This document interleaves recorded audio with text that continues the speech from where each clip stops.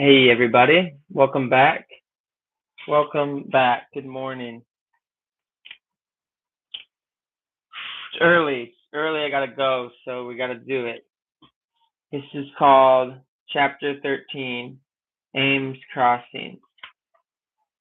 If you joined us yesterday, you know that Stuart was a teacher in school for a day and it was pretty crazy. Good morning, y'all. Hello. Hey, thanks for joining us. The die-hard Stuart fans who are here, the final three chapters. Um, So yeah, yesterday, hello, welcome. If you're just getting here, welcome. Yesterday, Stuart was a teacher in school. It went kind of bad, or I don't know how it went. It was an exciting day at school for a substitute. Hello. All right. It looks like it's gonna be a long chapter, so let's, or about as long as yesterday, perhaps. Chapter 13, Ames Crossing. Starts off with a picture. It's like Stuart approaching a, looks like a general store of sorts in this tiny car that has the invisibility function. In the loveliest town of all, where the houses were white and high, and the elm trees were green and higher than the houses, where the front yards were wide and pleasant, and the backyards were bushy and worth finding out about, where the street sloped down to the stream, and where the stream flowed quietly under the bridge, where the lawns ended in orchards, and the orchards ended in fields, and the fields ended in pastures, and the pastures climbed the hill and disappeared over the top toward the wonderful wide sky. In this loveliest of all towns, Stuart stopped to get a drink of sarsaparilla. Parking his car in the front of the general store, he stepped out, and the sun felt so good that he sat down on the porch for a few moments to enjoy the feeling of being in a new place on a fine day. This was the most peaceful and beautiful spot he had found in all his travels. It seemed to him that a place he would gladly spend the rest of his life in. Even if it weren't, he might get homesick for the sights of New York and for his family, Mr. and Mrs. Frederick C. Little and George, and if it weren't for the fact that something deep inside him made him want to find Margalo. There's the general store.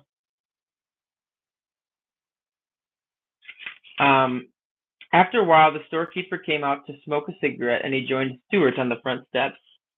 He started out to offer Stuart a cigarette, but when he noticed how small he was, he changed his mind. "Have you got any sarsaparilla in your store?" asked Stuart. "I've got a ruinous thirst." "A ruinous thirst. That's a crazy word."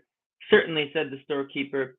"Gallons of it. Sarsaparilla, root beer, birch beer, ginger ale, moxie, lemon soda, Coca-Cola, Pepsi-Cola, Dipsy-Cola, Pepsi-Cola, Popsy-Cola, raspberry cream tonic. Anything you want." "Let me have a bottle of sarsaparilla, please," said Stuart, "and a paper cup." I like all the cola choices. I recently tried Moxie, the soda at a soda store recently, and it's like flowered with flavored with flowers, like violet or something. It's kind of weird. It's good though, Moxie. And anyway, he wanted a paper cup. The storekeeper went back into the store and returned with the drink. He opened the bottle, poured some down out in the cup, set the cup down on the step below Stuart, who whipped off his cap, lay down on his stomach, and dipped some of the cool, refreshing drink, using his cap as a dipper. He's got like a whole jug of sarsaparilla there. It's like a water cooler level. "It's very refreshing," remarked Stuart. "There's nothing like a long, cool drink in the heat of the day when you're traveling." "Are you going far?" asked the storekeeper. "Perhaps very far," replied Stuart. "I'm looking for a bird named Margalo. You haven't sighted her, have you?" "Can't say I have," said the storekeeper. "What does she look like?" "Perfectly beautiful," replied Stuart, wiping the sarsaparilla off his lips with the corner of his sleeve. "She's a remarkable bird. Anybody would notice her. She comes from a place where there are thistles." Hmm. The storekeeper looked at Stuart closely. "How tall are you?" he asked. "You mean in my stocking feet?" said Stuart. "Yes." "2 inches, nothing and a quarter," answered Stuart. "I haven't been measured recently, however. I may have shot up a bit." You know, said the storekeeper thoughtfully, there's somebody in this town you really ought to meet. Who's that? Asked Stuart, yawning. Harriet Ames, said the storekeeper. She's just your size, maybe a trifle shorter, if anything. What's she like? Asked Stuart. Fair, fat, and 40? No, Harriet is young and she is quite pretty.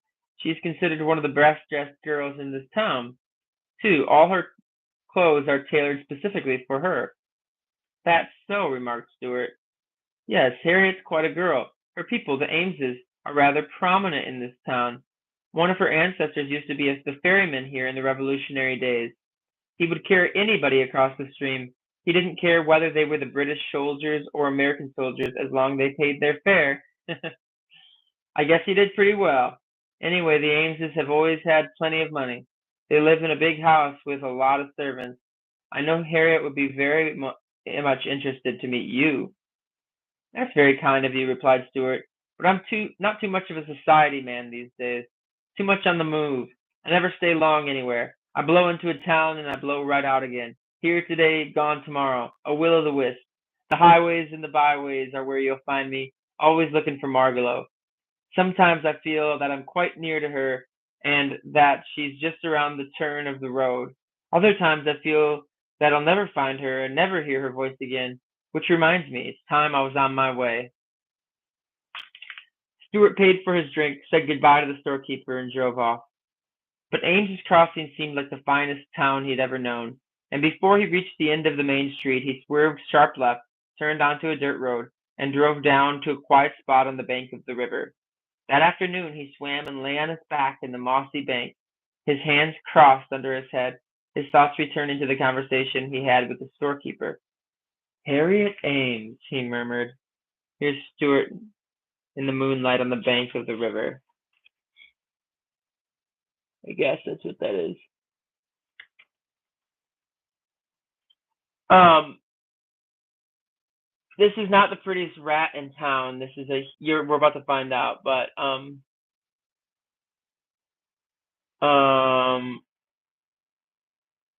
so I'd like to say that at the point in this book, I realized this is very different than the movie. And that in the movie, the whole thing is like Stuart wants a family. In this book, he's like, yeah, I kind of miss my family, but he's just like, he's out on his own now. He's just having his own adventure. He's going solo. He's not like the movie has that like, you know, we are a family, but Stuart's just driving his invisible car around like the upstate New York right now, or whatever is in Maine or something. Um, yeah. Okay, there's this new song called Stuart Little Vibes. It went live a couple days ago. Check it out. We're just doing the lore here. All right, back to it. So, Harriet Ames, he murmured. Evening came and Stuart still lingered by the stream. He ate a light supper of a cheese sandwich and a drink of water, and slept that night in the warm grass with the sound of the stream in his ears. Um, that sounds lovely. In the morning, the sun rose warm and bright, and Stuart slipped into the river again for an early dip. After breakfast, he left his car hidden under a skunk cabbage leaf and walked up to the post office. While he was filling out his fountain pens in the public inkwell, he happened to glance towards the door, and what he saw startled him so that he almost lost his balance and fell into the ink. Let's take a look at that Stuart pic. He's hanging out by the inkwell, hiding behind it, across the way. Who's that approaching in the doorway? Well, he happened to glance toward the door, and what he saw startled him so that he almost lost his balance and fell into the ink. A girl about 2 inches high had entered and was crossing the floor towards the mailboxes. She wore sports clothes and walked with her head held high. In her hair was a stamen with from a flower. Stuart began to tremble from excitement. Must be the Ames girl, he said to himself, and he kept out of sight behind the inkwell as he watched her open her mailbox, which was almost about a quarter of an inch wide, and pull out her letters. Let's take a look here. There's Ames girl coming in. The storekeeper told the truth. Harriet was pretty.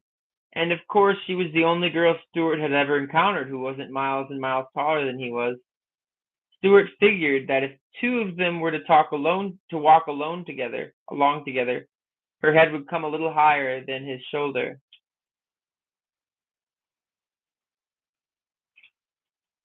Her head would come a little higher than his shoulder. The idea filled him with interest. He wanted to slide down to the floor and speak to her, but he didn't dare.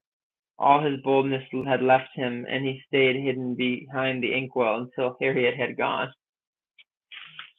When he was sure she was out of sight, he stole out the post office and slunk down the street to the store, half hoping he would meet the beautiful little girl, half fearing he would.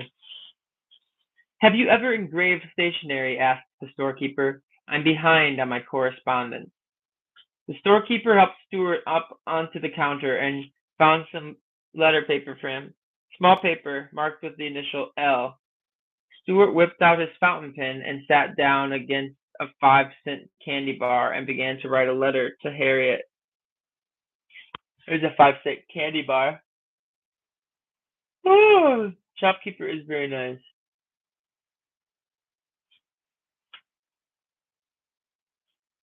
Writing letters, that's right.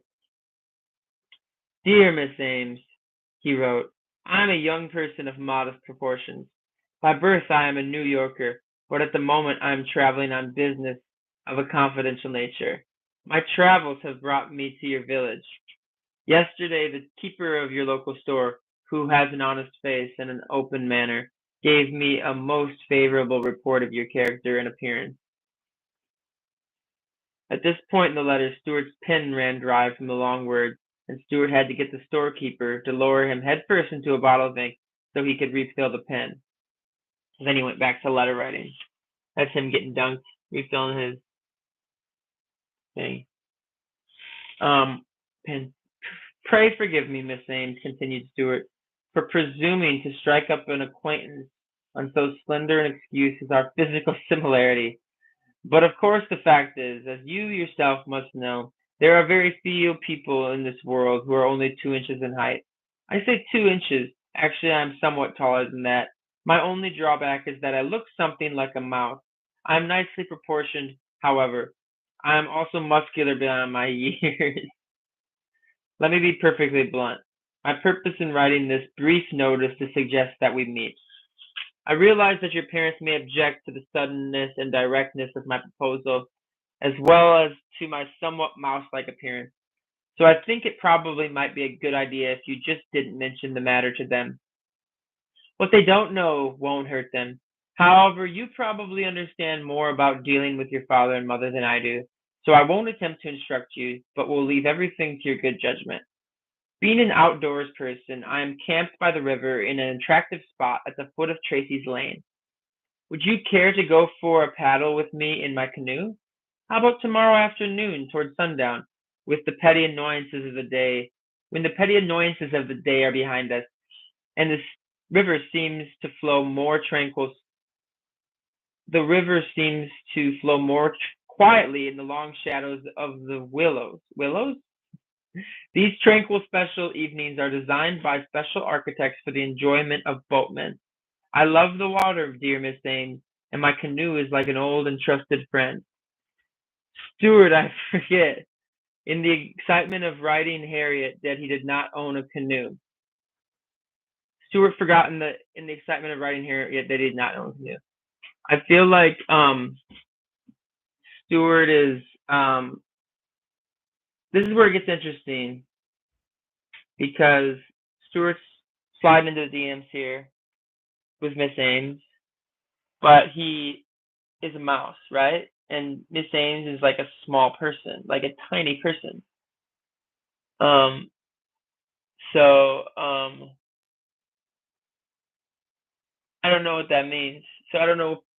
Stuart, this is the weird part. Like, so Stuart's born to a woman, but is mouse, and this person is a small human. So this is the confusing part of the book to me. I don't know what that means. Anyway, um,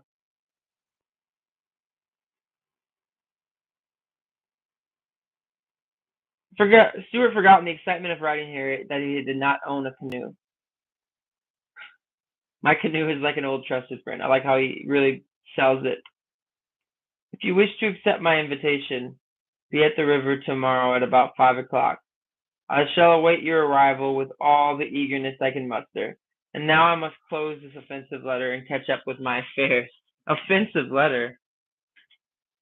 Yours truly, Stuart Little. Okay. After Stuart had sealed his letter into an envelope, he turned to the storekeeper. Where can I get a hold of a canoe? He asked. Right here, replied the storekeeper. He walked over to a souvenir counter and took down a birch bark canoe with the words "Summer Memories" stamped on the side. Stuart examined it closely. Does she leak? Asked Stuart. It's a nice canoe, replied the storekeeper, bending it gently back in the shape with his fingers. It will cost you 75 cents plus the penny tax. Stuart took out his money and paid the man. His handmade money. Then he looked inside the canoe and noticed that there were no paddles. What about paddles? He said, making his voice sound businesslike. The storekeeper hunted around and among the souvenirs, but he couldn't seem to find any paddles. So he went over to the ice cream counter and came back with two little cardboard spoons, the kind you use for eating ice creams on picnics. These will work all right as paddles, he said. Stuart took the spoons, but he was disgusted with the looks of them. They may work out all right, said Stuart, but I would hate to meet an American Indian while I had one of these things in my hand. So he's calling this the Summer Memories. That's like the canoe, it looks like, right? And with his little canoe thing, so.